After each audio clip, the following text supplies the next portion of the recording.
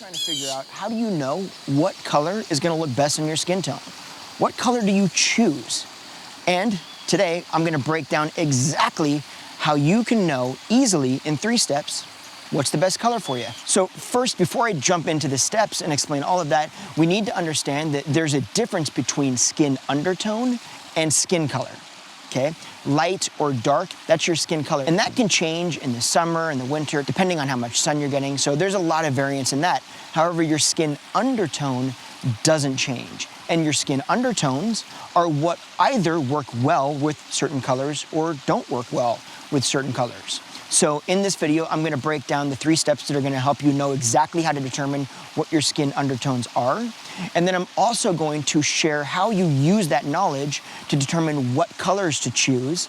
And then I'm gonna share some tips that are gonna help you just kind of navigate figuring out what color do you wanna do? What's gonna make the most sense for you? Some questions that I ask clients that I think a lot of people don't think about, so that you know you're heading in the right direction.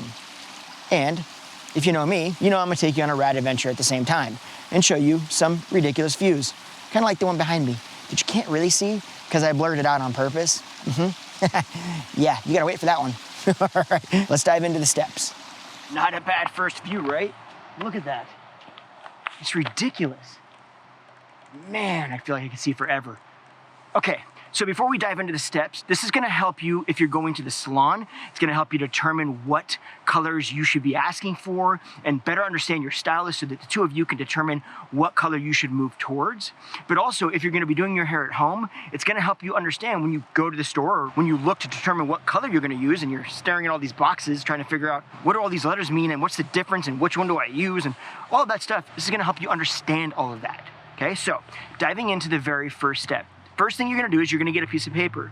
And on that piece of paper, I want you to write warm, cool, and neutral on the side of the paper. And on the top, I want you to write 1, 2, 3, okay? The 1, 2, 3 are gonna represent the steps. And then as we walk through these steps, you're gonna put a little check mark next to if your undertones are warm, cool, or neutral.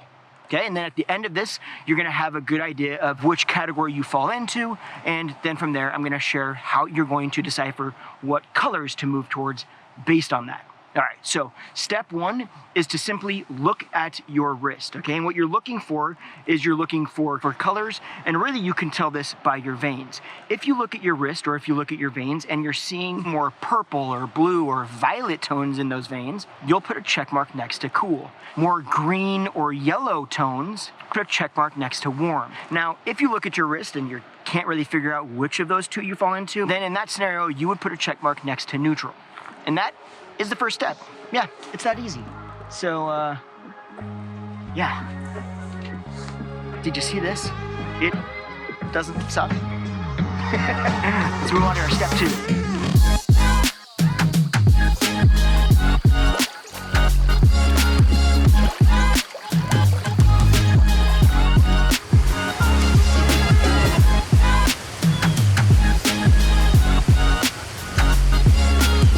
Okay, if you know me, like I say, sometimes I just like a forest view. Just pretty. Sun's hitting it just right. You know, there's a little stream behind me. I don't know if you can hear that. But it's just nice. Okay, so for the next step, you're gonna wanna grab a piece of white paper. And then you're gonna take it over. Ideally, you would take it into natural sunlight or natural light. The perfect scenario would be that it's overcast outside, you go stand next to the window, that would be ideal. But as long as you're in natural lighting and not inside in like your bathroom or somewhere else, because a lot of interior lights can create different hues and tones, so you might see things a little bit differently depending on how they are white balanced, okay? So natural lighting is key. Now what you're gonna do is you're gonna grab a mirror, take that white paper, and you're gonna put it up next to your neck, okay? So kind of the back of your neck, typically that's not hit as much, especially if you've got longer hair or even bob length hair. That's not hit as much by sun, so it's a little easier to gauge. So if you're seeing in your skin more pink, red, or kind of rose tones, then you're gonna put a mark in the cool category.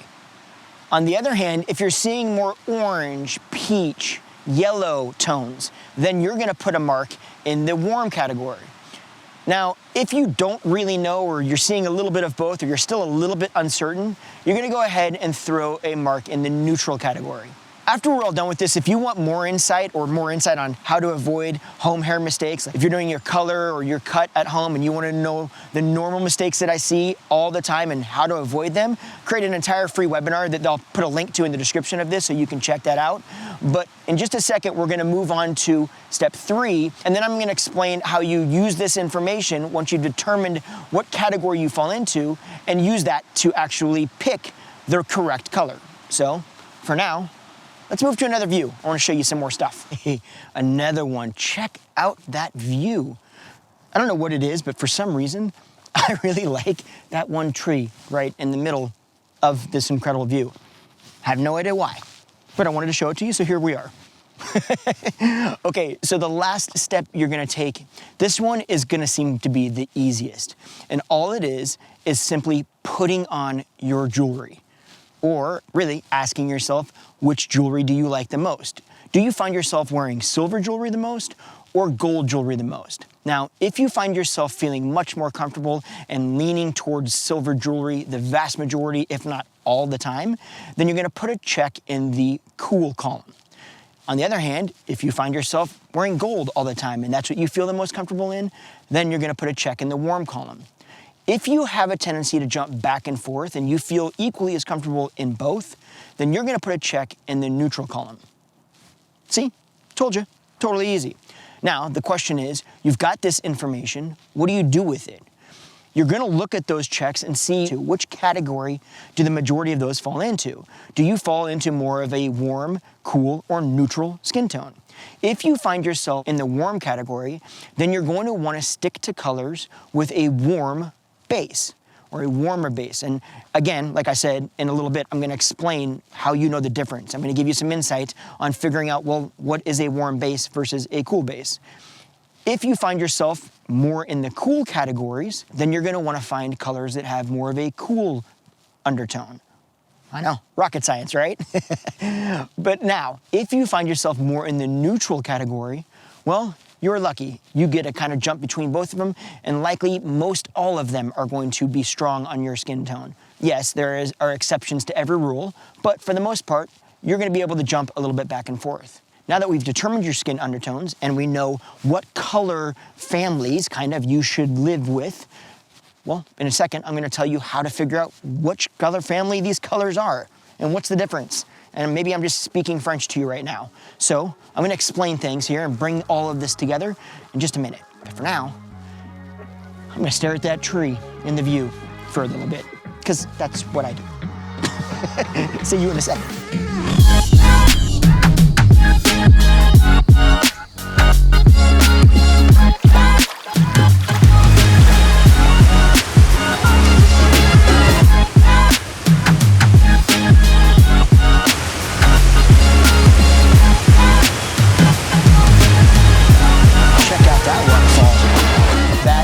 Serious. I'm definitely going to be heading down there to take a closer look. But before we do that, I'm going to explain to you how you take this information and then use it to help you decide on exactly what color that you should get. And then in a second, I'm gonna give you some questions that will help you, one, either better communicate with your stylist so that you guys can be on the same page and you can best determine together what color is gonna work best for you, or two, you can ask yourself if you're gonna do your color at home to help you decide kind of which direction to travel in. When you start looking at inspiration photos, well, what do you wanna start searching for? So I'm gonna walk you through some questions that are gonna make all of that a lot easier. Now, the first thing you have to understand is there is a difference between levels of color and color undertones. Levels of color speak to lightness or darkness in color. So for instance, there are levels 1 through 10, 1 being black, 10 being white blonde. Now that speaks to the lightness of the color, but then each level has different undertones. So for instance, let's say you picked a level 6. A level 6 would be something like a medium brown. Well, just because you look at a level 6 in different colors doesn't mean that they all are gonna have the same undertone. You might get a medium brown that is a gold undertone that would work better for somebody with a warm skin tone. Or you might find one that has more of a blue undertone, which is gonna work better for somebody with a cool skin tone. Regardless, they're both gonna say level 6 brown on the box, but what you need to know is what keywords you're looking for so that you can determine the best route to head that's gonna work best for your skin tone. So the keywords you wanna pay attention to when it comes to cool are things like ash, cool, platinum, champagne, stuff like that. Those are all cooler tones, cooler undertones, and those are gonna look nicer if you have a cooler skin undertone. Words like copper, gold, bronze, stuff like that, that's gonna function better if you have a warmer skin tone. Make sense? Okay, so let's talk about some questions. Some questions that you want to ask yourself that are going to help you decide what direction to head in, or better communicate with your stylist so the two of you can decide what direction to head in. The first question that I ask clients when we're talking about color is, what color do you want to be? Meaning, what level of color do you want to be? Do you want to be darker? Do you want to be lighter? We need to first kind of figure out the rough range so that we can determine where to head in that range. Then the next question is if you want to do highlights or lowlights. And that just means, do you want dimension or do you want one all over color? If you want dimension, then you're talking about putting in highlights or lowlights. So from there, my next question would be, how much of your hair do you want to be your quote unquote base color, natural color, right? Versus how much do you want of your highlights? So what I'm saying by that is, how much of your hair, in some ways, it might be easy for you to think of it in percentages. I want 50% of my hair to be the darker color, the base color, and I want 50% to be highlights of a different color or lowlights of a different color. But get in your mind kind of how much of your overall color you want to be different colors. The reason that's important is because, let's say, for instance, you want a brown overall base color, but you want some blonde highlights. If you add in 75% of your hair blonde highlights, it's going to make your entire overall hair color look lighter. So you might want to think, maybe I should go a little darker with that base tone than I would be thinking, because the other tones are going to make it appear a bit brighter. So you want to take that into consideration. The other question you want to ask yourself is, how much maintenance do you want to deal with? So when it comes to maintenance, you want to think about two different things. First, you want to think of, how far is the base color you decided on, that level of color, how far is that from your natural color? The farther it is from your natural, the faster you're gonna see roots. And the second thing you want to think of is, how many highlights did you decide that you want? How much of that hair do you want to be highlighted? If you want more of it, you're going to see, again, that grow out more dramatically. It's going to mean that you're going to need more maintenance, or maintenance more often. So you definitely want to pay attention to those things too. But take those questions and ask yourself those questions, and then use the answers to those questions to, like I said before, either better communicate with your stylist so that you guys can be on the same page, or use that as motivation to start looking for inspirational pictures to determine which direction you should head. Make sense? Okay, good. Now, what I need you to do is watch one of these two videos. Like I always say, it helps support the channel, but you're also gonna learn some cool stuff, so yeah, do that. And I will see you in the next video. You guys have a good one. Take care now. Bye.